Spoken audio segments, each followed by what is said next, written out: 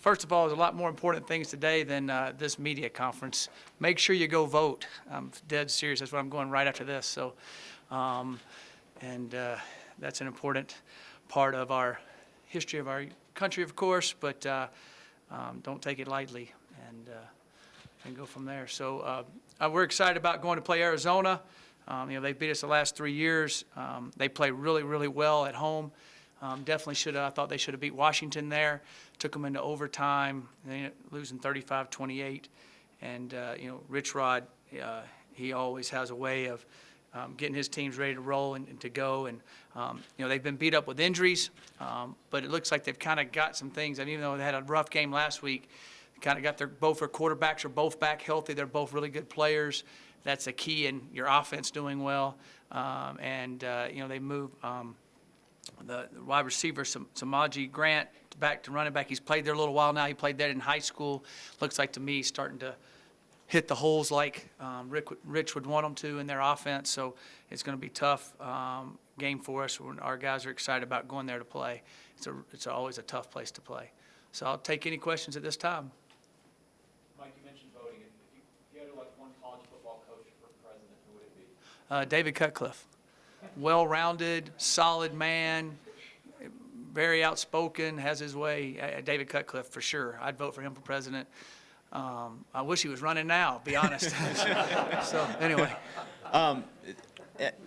You guys, obviously started to make some really good strides in special teams against UCLA. Mm-hmm. You guys had one field goal block, but Chris otherwise connected.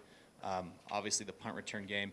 Do you feel like you guys are starting to turn a little bit of a corner there, starting to get some things solidified with that unit?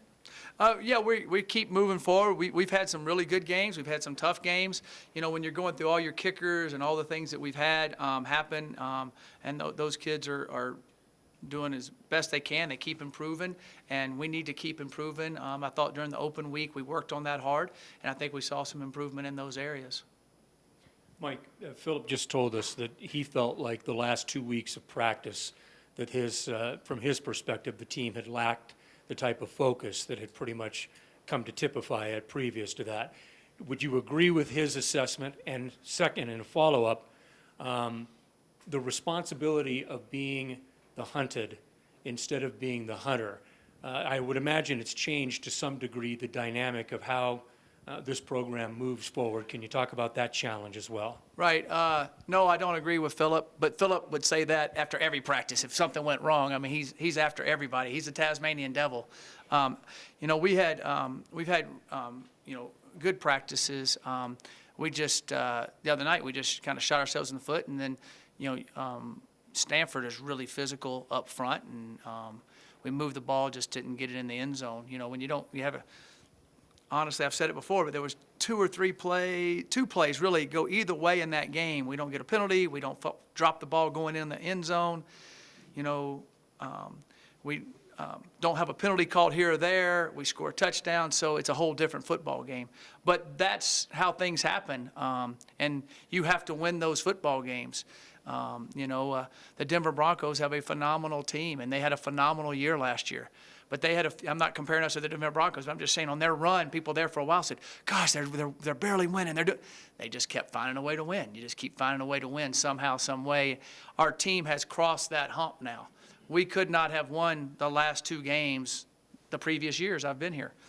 But they found out how to win. They found out how to keep playing. They don't blink. They don't ever give up, and they just find another way to win. And we'll start clicking on all cylinders again, and I hope it's this weekend, but we will. And we'll just keep going from there. But I haven't seen a down practice or a practice where I really had to get after them type of thing. I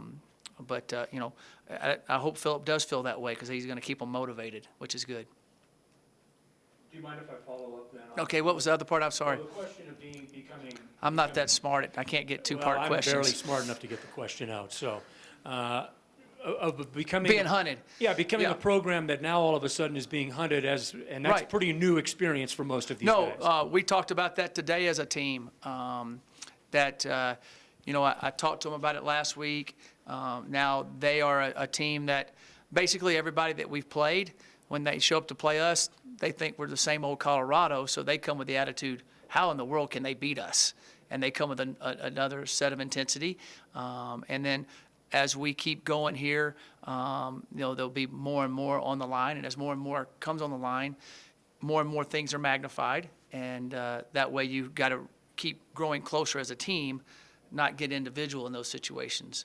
And I definitely believe we'll do that, and I think the other night was a good example for us to understand any type of retaliation, any time of getting caught in the moment and losing your cool can hurt the team for chances of doing something great. And so that's a learning experience. And I think we all go through that in different levels as you move up in your job, and then you have kids, you got more responsibility with kids, you can't do the same things you did when you were 22, when you're 25 with, a 2-year-old. So I think that just is a growing process. Coach, sorry, you guys committed an uncharacteristic 8 personal fouls in that game. Are you confident that's been corrected and it won't happen again? Or? Yeah, the personal fouls are, some of the personal fouls are judgment calls at times, okay?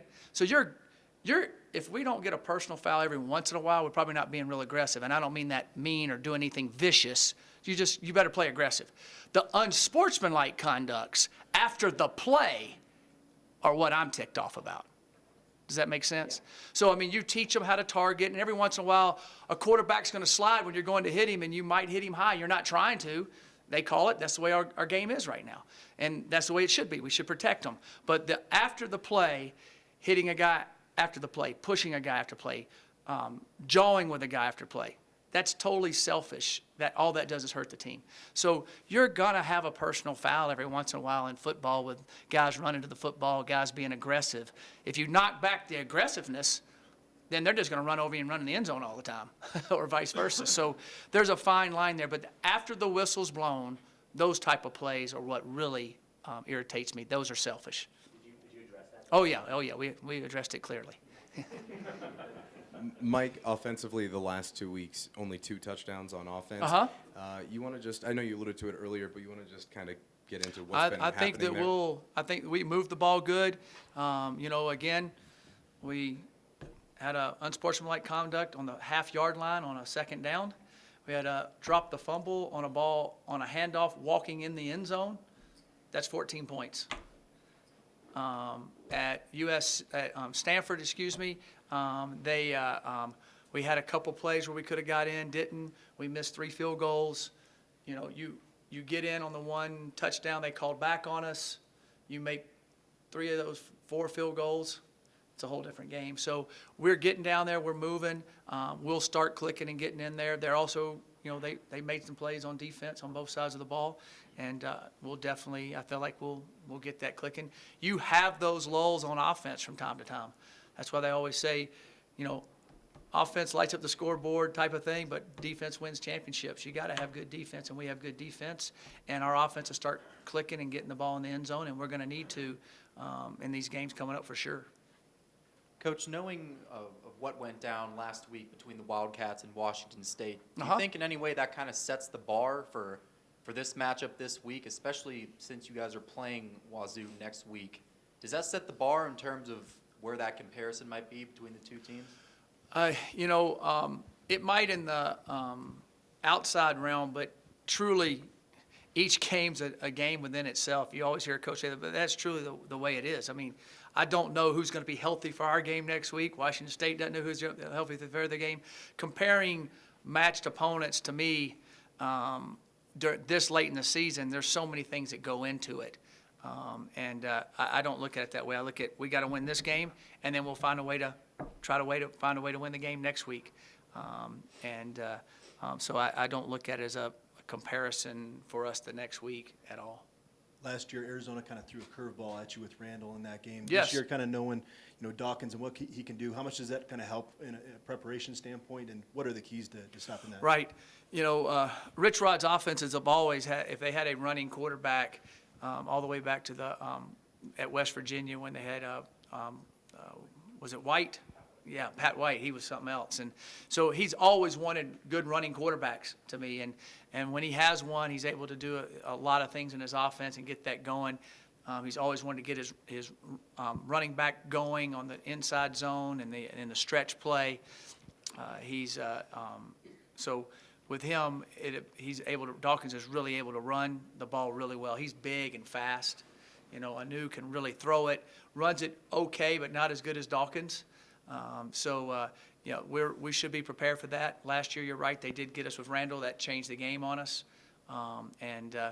He made some good runs, and they did a good job with that.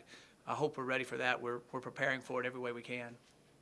Coach, not sure if there's a parallel here or not, but do you guys feel like maybe you understand where Arizona is right now and how dangerous they could be given where you guys have been in November and how badly you were trying to knock teams off when they came in here?